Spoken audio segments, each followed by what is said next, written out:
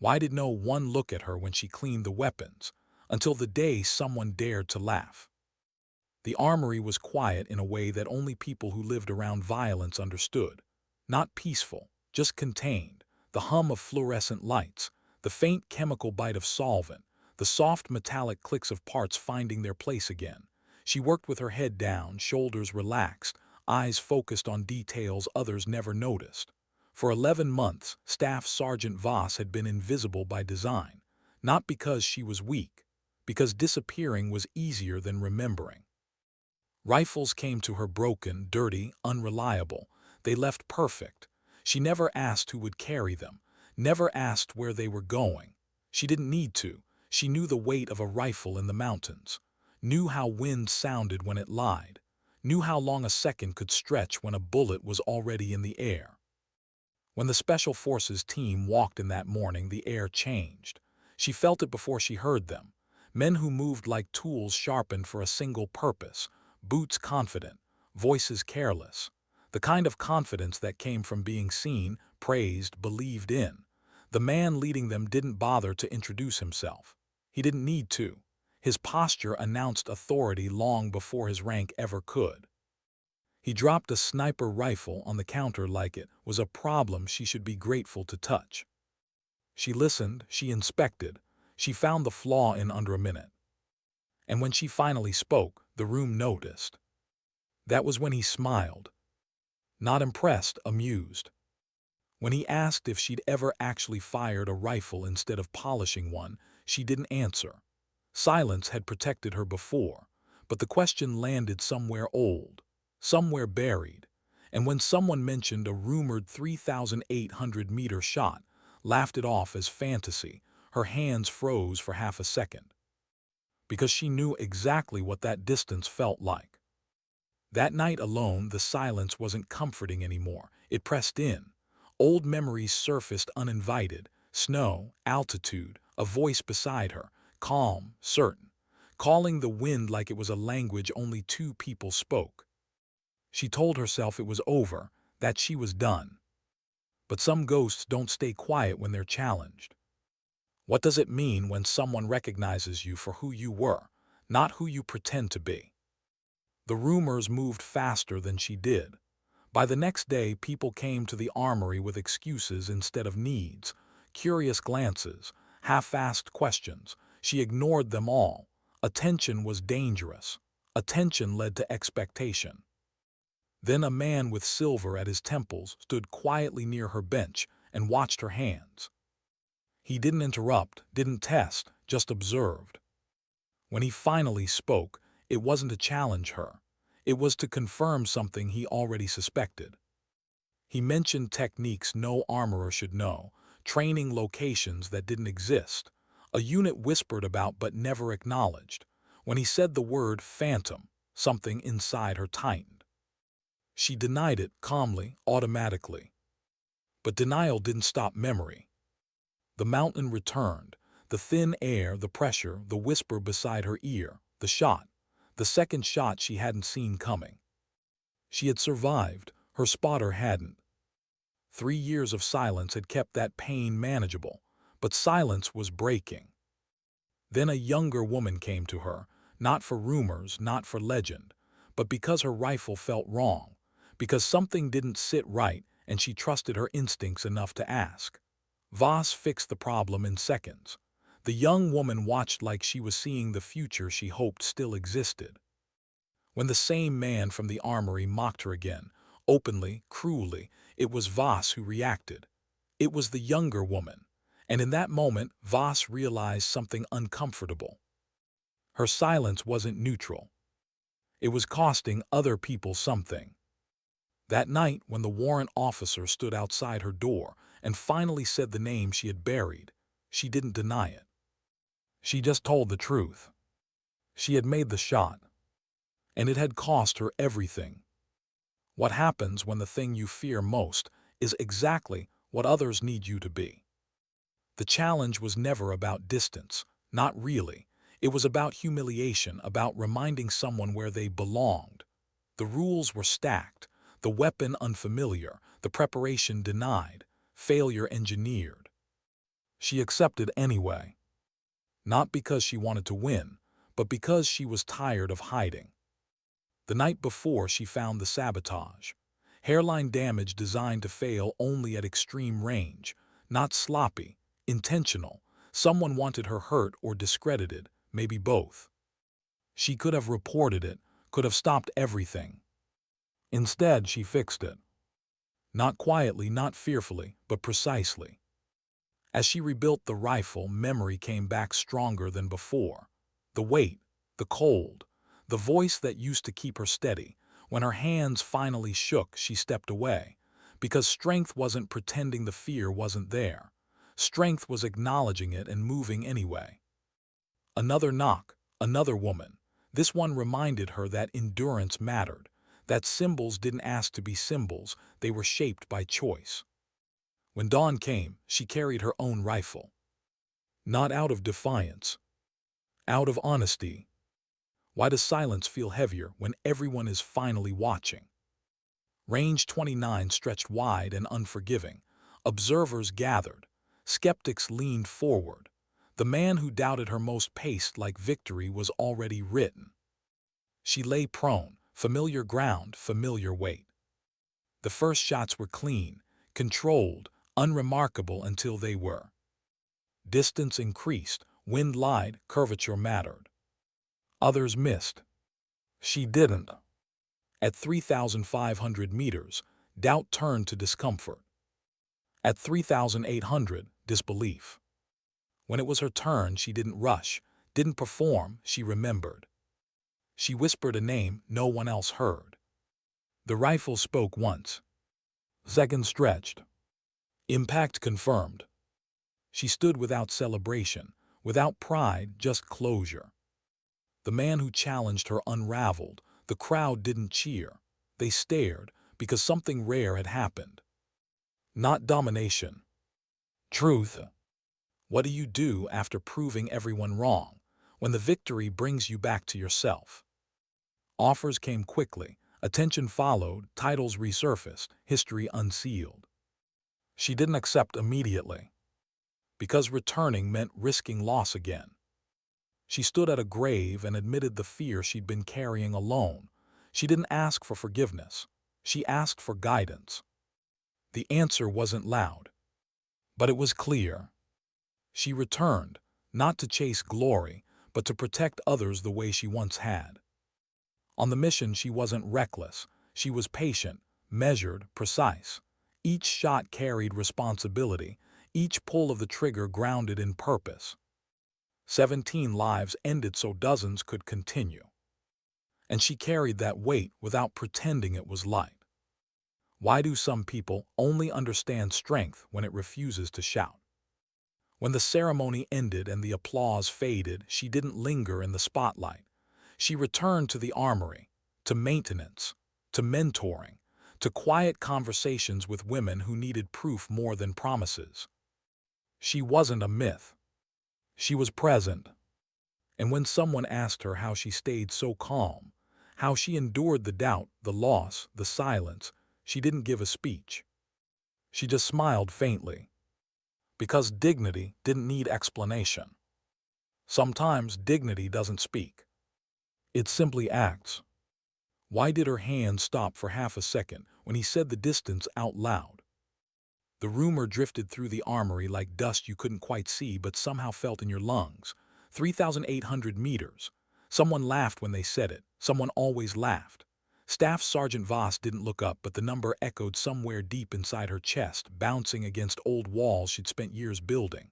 She focused on the rifle in front of her, on the ritual. Disassemble, clean, inspect, reassemble. The work was steady, reliable, unlike memory. She had chosen this place because it asked nothing of her beyond competence. Rifles didn't care who you were before. They didn't ask why your eyes sometimes lingered on empty space. They didn't wake you in the middle of the night with a voice that wasn't there anymore. In the armory, everything made sense. Parts fit where they belonged. Problems had causes. Causes had solutions.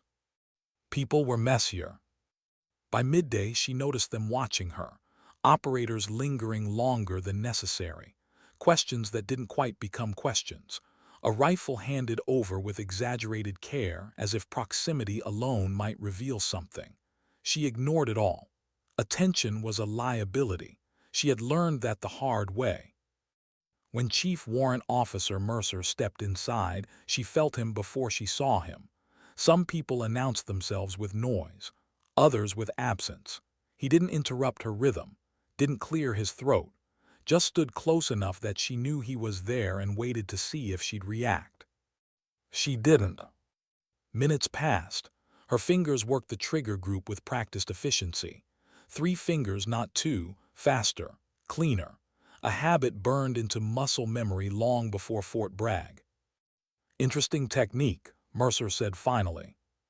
Her hands didn't pause. It's faster. He hummed softly. I knew a shooter who said the same thing, learned it somewhere unconventional. She met his eyes for the first time then, not defiant, not curious, just alert. His gaze wasn't predatory, it was investigative, the kind of look that cataloged details and stored them for later. Lots of ways to skin a cat, she replied. True, he said, but not many ways to make shots most people insist are impossible. That landed closer than he probably intended, or maybe exactly where he meant it to. He talked after that, casually, about reassignment, about bad knees, about training roles that felt like exile if you let them. He never asked her directly who she had been. He didn't need to. Instead, he told a story, an old one, about a unit that didn't exist, about 7 women who operated in places maps forgot, about precision so exact it scared the people who benefited from it. She finished assembling the rifle and let the click of the final pin settle the silence. Sounds like a campfire story, she said. Mercer smiled, but his eyes stayed sharp. Campfire stories don't usually come with files thick enough to break desks. He left without pushing, without threats, without promises, and somehow that made him more dangerous than anyone else who'd ever asked. The door barely closed before the memory hit. Wind, always the wind first. It screamed across the ridge like it was angry they were there. Thin air burned her lungs, but she'd learned how to breathe through it, how to slow her heart until the world narrowed to glass and crosshairs. Nadia lay beside her, eye pressed to the spotting scope, voice calm as if they were back on a range instead of a mountain that wanted them dead. Wind's lying, Nadia had said. Trust the drift, 3 clicks left, elevation's good. Voss had trusted her, she always did. The shot broke clean, the recoil familiar, the weight unbearable, then confirmation, target down. 3 seconds later, everything changed. The memory cut out like a bad transmission, leaving Voss gripping the edge of her workbench hard enough that her knuckles went white. She forced herself back into the room. Fluorescent lights, concrete floor, safe, for now. She told herself it was over, that the past stayed buried unless you dug it up. She had no intention of digging. Then Sergeant First Class Tanaka walked in. The younger woman carried herself differently than the others, tighter, more coiled, like someone who'd learned early that nothing would be given freely. Her eyes tracked everything. Her rifle wasn't slung carelessly. It was held like a question she needed answered. My unit says it's fine, Tanaka said quietly, placing the weapon on the counter. But it doesn't feel right. Voss didn't ask what she meant. She didn't need to. She took the rifle, checked the bolt, the gas system, the rings, uneven wear, subtle, the kind of thing that only showed itself under pressure. She fixed it without comment. Tanaka watched, barely breathing. How did you? Experience, Voss said. The word tasted strange. Experience was a polite way to describe survival. When Tanaka mentioned Briggs, the way he talked, the way he undermined women quietly and publicly, Voss listened. She didn't react, but something shifted. She had chosen silence for herself. She hadn't considered what that silence might cost others. The armory door slammed open before she could finish the thought. Briggs filled the space like he owned it. Mockery came easy to him. It always did. He spoke loudly, dismissively. He wanted witnesses, wanted to frame the narrative before anyone else could. When he denied her access to the range he challenged her to, it wasn't about policy. It was about power, about reminding her she existed on his terms. Tanaka bristled, stepped forward. Voss stopped her with a glance so small most people would have missed it. Not worth it, not yet. But later, alone in her apartment, sitting on the edge of her bed with the lights off, Voss pulled the photograph from the drawer. Two women, mud-streaked, exhausted, smiling anyway. Nadia's arms slung around her shoulders like the world couldn't touch them. She put it away before the ache could fully bloom. The knock came when she least expected it. Mercer again. This time he didn't circle. "Phantom 7, he said. The name fell between them, heavy and undeniable. She didn't invite him in, didn't need to. The hallway felt exposed enough. "How did you find that?" she asked. He explained without arrogance. Breadcrumbs, inconsistencies, awards rescinded without explanation, training that didn't align with her MOS, a marksmanship record that vanished instead of fatting. "You're hiding," he said simply. "I get it." She told him about Nadia. Not everything, just enough. The shot, the counter-sniper, the extraction alone, the silence afterward. When he said Briggs would try to break her, she believed him. Not because she feared Briggs, but because she recognized the type. Men who didn't just want to win, they wanted to erase. The next day, the whispers grew louder. Lies repeated until they sounded like truth. Voss heard them and let them pass through her. She had survived worse than gossip. What she hadn't survived was loss. In a small classroom across the base, Tanaka stared at paperwork that would let her quit quietly. Voss found her there with coffee and honesty. She didn't give speeches. She told her the truth. That exhaustion was the weapon. That leaving made it easier for the next person to be pushed out. Tanaka tore the paper in half. Elsewhere, Briggs stared at his own photograph. Two brothers. One never came home. Rage had filled the space grief never healed, and he aimed that rage at the easiest target. Thursday loomed closer. Voss returned to the armory and worked in silence. But this time, the silence wasn't hiding. It was gathering itself. Because some distances don't fade with time. They wait. Why did the silence feel heavier the closer Thursday came? The official notice arrived folded once, slid onto her workbench like an afterthought. Clean paper, clean words, clean rules designed to look fair to people who didn't understand how carefully unfairness could be engineered. Staff Sergeant Voss read it slowly, not because it was complicated, but because she knew better than to underestimate what was written between the lines. Range 29, escalating distances, rifles issued by the range, no personal weapons, no advanced practice. On the surface, it sounded reasonable. Underneath, it was a trap. She set the paper aside and returned to the rifle in front of her. Her hands moved automatically, but her mind wasn't there. It was already calculating. Wind behavior across open Carolina hills, humidity, temperature, the subtle inconsistencies that came from unfamiliar equipment. She hadn't fired a true precision rifle in 3 years, not because she couldn't, but because she wouldn't. That choice had kept her alive. Mercer found her less than an hour later.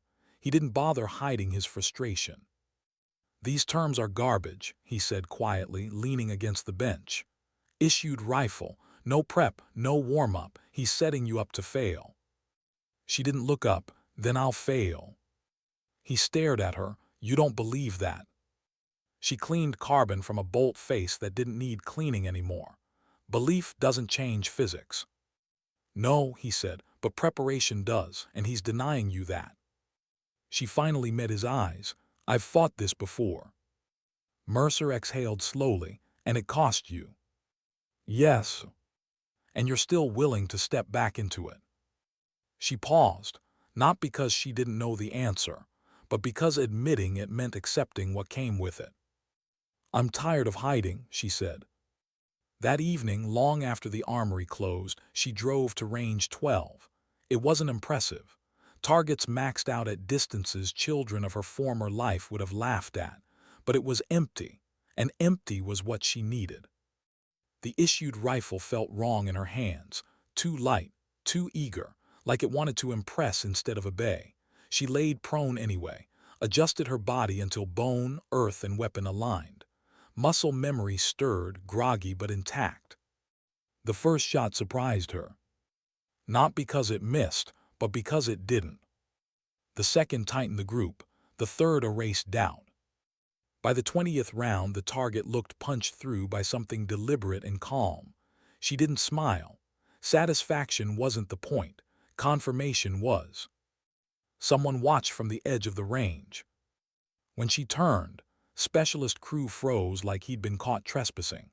His eyes flicked between her and the distant target, disbelief written openly across his face. "How did you?" he started. She cleared the weapon. "Go home." He hesitated. "You're going to destroy him, aren't you?"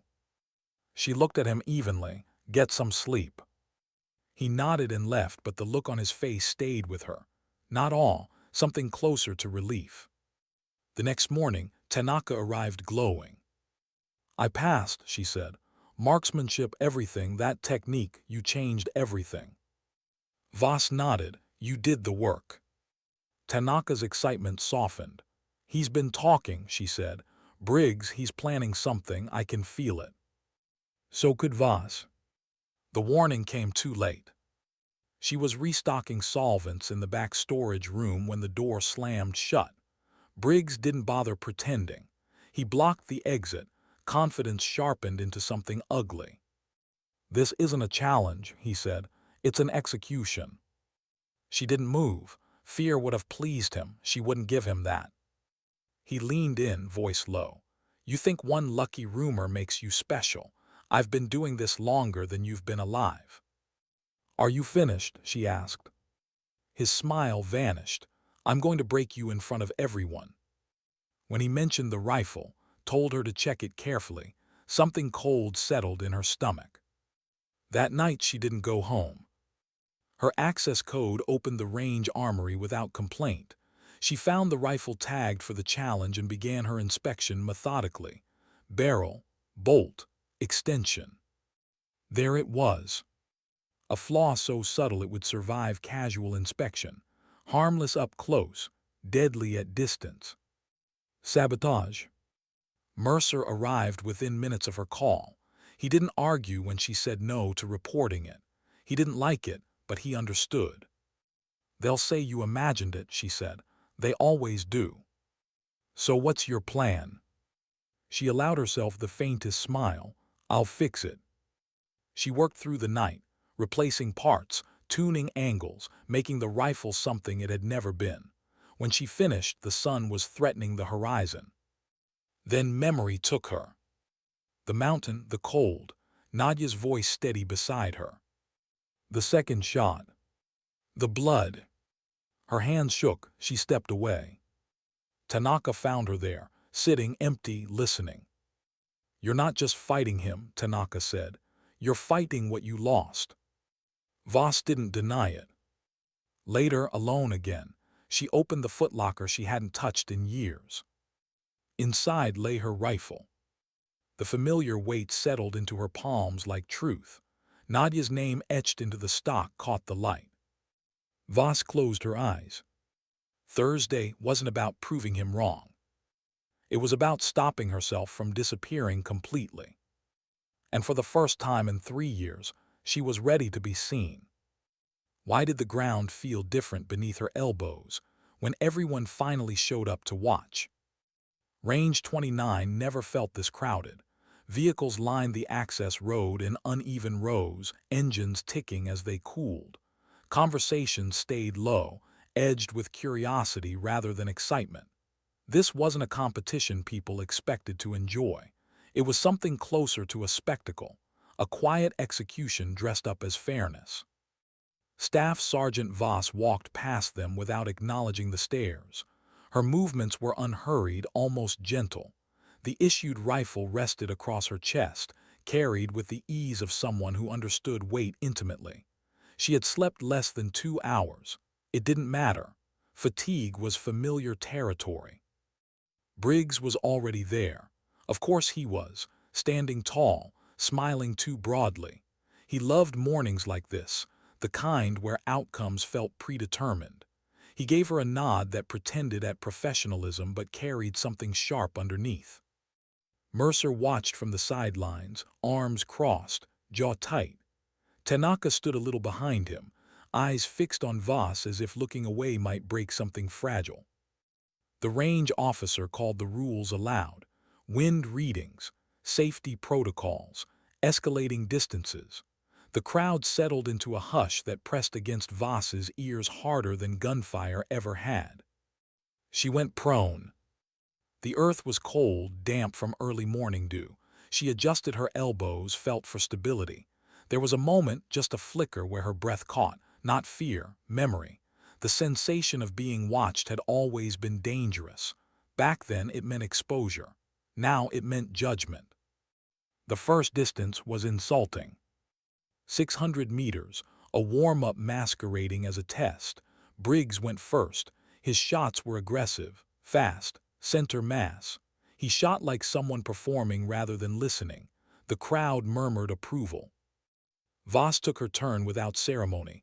One breath, one squeeze, impact confirmed. She rolled slightly, resetting. No celebration, no acknowledgement. The distances stretched. 1,000, 1,500, 2,000. Each time Briggs shot with increasing urgency. Each time Voss waited a heartbeat longer. The wind spoke in small lies, left when it promised right, rising just enough to punish arrogance. She listened. By 2,500 meters, the murmurs changed tone. Not louder, sharper. Someone stopped checking their phone. Someone else leaned forward, elbows on knees. Briggs missed high.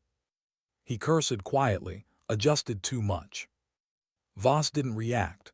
Her shot landed where she expected it to. Not perfect, but true. The range officer cleared his throat. 3,000 meters. That distance changed things. It wasn't theoretical anymore. It was where variables stopped behaving, where bullets lost their obedience, where mistakes became irreversible. Briggs took longer this time. He consulted charts, fiddled with turrets. When he fired, the delay felt endless. Miss. The silence after was brutal. He exhaled hard and laughed it off. Wind, he said to no one in particular. Voss settled in. She adjusted elevation with care. Thought of Nadia, not the death, the laughter, the terrible coffee, the way she always said, "Don't rush what can't be rushed." The shot broke clean. The weight stretched. Impact. A sound rippled through the crowd, not applause, not gasps, something closer to recognition. Briggs' jaw tightened. 3,500. This was where her throat went dry, not because she doubted herself, but because she remembered what it had cost last time. She felt the ache in her shoulder where scar tissue lived quietly beneath skin. She felt the absence beside her where Nadia should have been. She fired. The wind lied again. The bullet corrected it. Another hit. Briggs didn't hide his frustration now. His next shot went wide, too far right. The crowd shifted uncomfortably. No one enjoyed watching a man come apart, even if they had expected it. The range officer hesitated before calling the next distance. 3,800 meters. A murmur rolled through the observers. That number had become myth, a punchline, a lie people told when they wanted to sound impressive. Even the range officer looked unsure, like he'd said something impolite out loud. Briggs scoffed. This is ridiculous. No one argued. Voss closed her eyes for a brief second, just long enough to steady herself. She felt the weight of the rifle settle fully into her shoulder, not heavy, honest. She remembered the mountain, but she didn't stay there. She breathed. She adjusted. She waited for the wind to betray itself. The shot sounded smaller than it should have. Seconds passed, too many or not enough. Then the spotter spoke. Impact. The word didn't land right away. It floated, hung between them. Then reality caught up. The range went still, not stunned, not celebratory, just quiet, the kind of quiet that followed truth when it arrived unannounced. Voss didn't look back. She cleared the weapon, rose carefully. The world felt oddly distant, like she was underwater. Briggs stared at the target through his scope long after it no longer mattered. Something had drained out of him. Not pride, something deeper. Mercer exhaled like he'd been holding his breath for years. Tanaka's hands shook. No one spoke as Voss walked off the line. She hadn't won anything. She had simply stopped being invisible. And somehow, that felt heavier than the rifle ever had. Why did victory feel like something she wasn't allowed to touch? The range emptied slowly, as if people weren't sure how to leave a place where something irreversible had just happened. Conversation stayed low. No one clapped. No one rushed her with congratulations. They watched her the way people watch a storm pass, aware it could have gone another way, grateful it hadn't hit them directly. Staff Sergeant Voss walked toward the gravel lot alone. The rifle felt heavier now, like it carried questions instead of certainty. She handed it to the range armorer without a word, signed the clearance form, and kept moving. Procedure was a shield. It gave her something to do with her hands. Mercer caught up to her near the vehicles. They'll make it official, he said. Reports, reviews, maybe even an apology. She nodded, but her eyes were somewhere else. Apologies didn't return what had been lost. Briggs stayed behind. He didn't follow. He didn't shout. He simply sat, elbows on his knees, staring at the dirt like it had personally betrayed him. Whatever had driven him, anger, grief, entitlement, had finally run out of places to hide. That night, Voss didn't go back to the armory. She drove past it without slowing, out toward the edge of base where the lights thinned and the road forgot where it was going.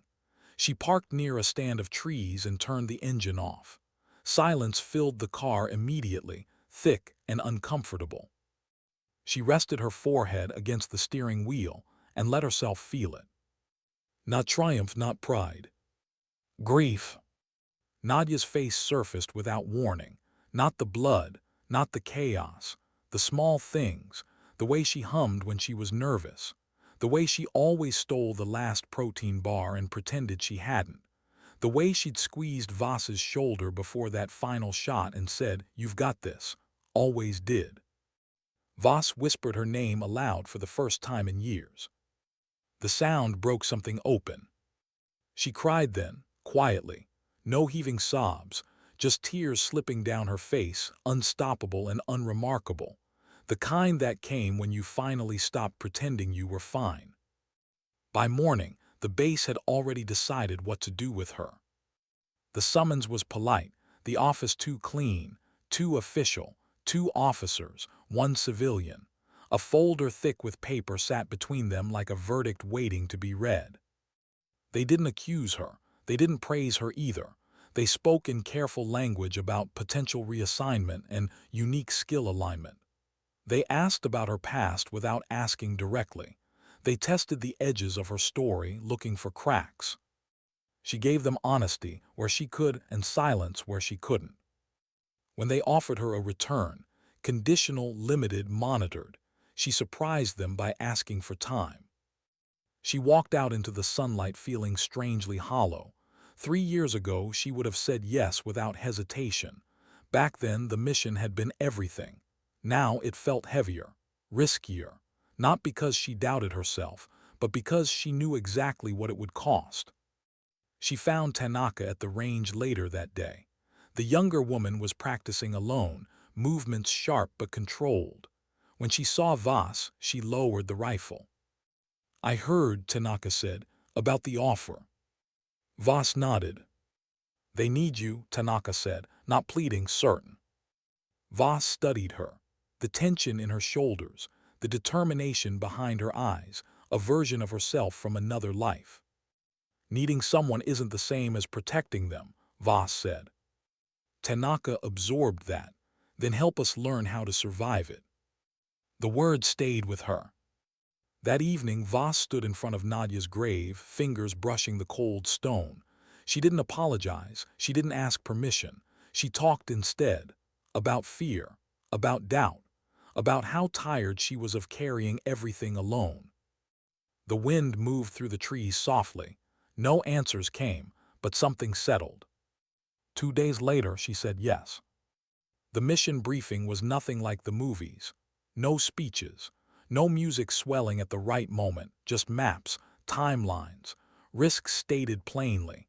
A village caught between forces that didn't care about its survival, intelligence thin enough to tear. She took her place without ceremony, not in front, not hidden, just present. On the flight in, the helicopter vibrated with a familiar, unwelcome comfort. She checked her gear slowly, deliberately.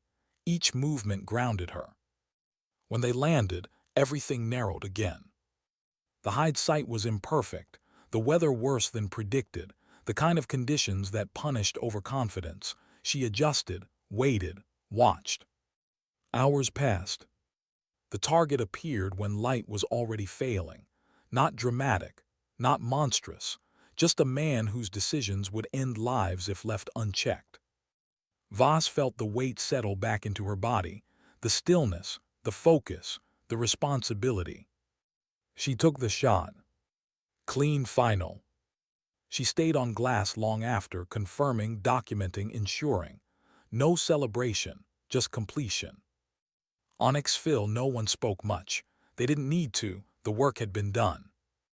Back on base, paperwork replaced adrenaline.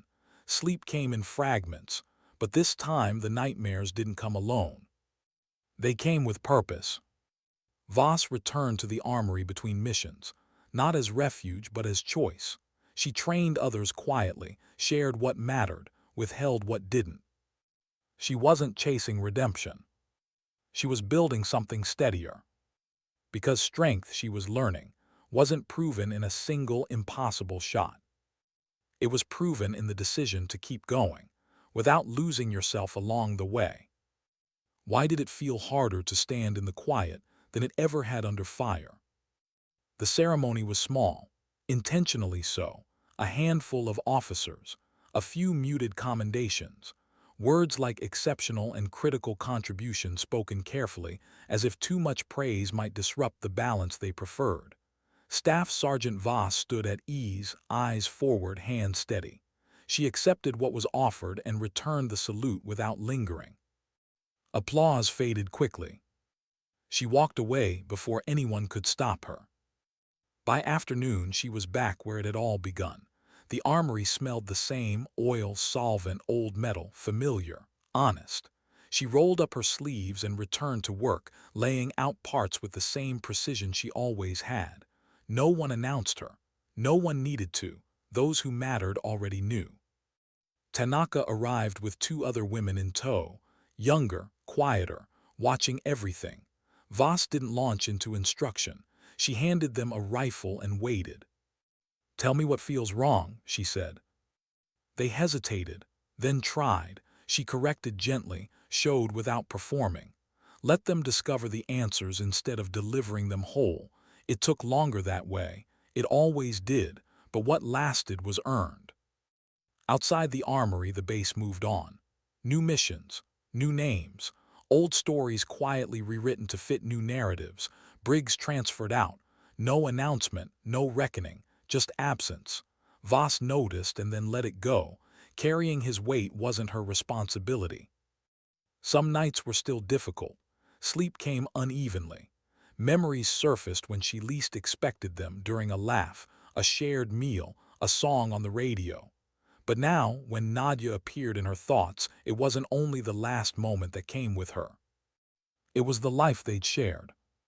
The trust, the ridiculous arguments, the certainty of having someone beside you who would never flinch when things turned bad. Voss learned to let that memory sit without pushing it away. Months passed. The armory grew louder, not with noise but with presence. People asked questions, stayed longer, listened. Women who had learned to shrink themselves stood a little straighter. Men who had never considered their silence began to notice it. Voss never positioned herself as a symbol. She resisted that. Symbols could be torn down. People endured. On a cold morning, she found a note tucked beneath a rifle mat. No name, just a line written carefully, almost nervously. Because you didn't walk away, I didn't either.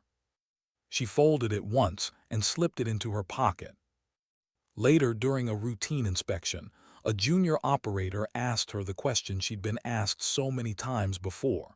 How did you do it? How did you take that shot? Voss considered the question. I didn't do it alone, she said finally. I just happened to be the one pulling the trigger. The operator frowned, unsatisfied. She smiled gently. Some answers needed time. That evening, she visited the range alone. No targets at extreme distance. No pressure. Just the sound of rounds meeting steel and the quiet satisfaction of controlled breath. As the sun dipped low, she packed up and sat for a moment, watching the light change. She thought about how easily she could have disappeared, how close she'd come to letting silence become erasure. She thought about the cost of speaking, and the greater cost of never being heard. When she finally stood, the wind moved across the range softly, not lying this time, just moving. Voss locked up and walked away, not toward spotlight or legend, but toward something steadier. A life built on presence instead of proof. Because sometimes strength isn't loud. Sometimes dignity doesn't speak. It simply acts.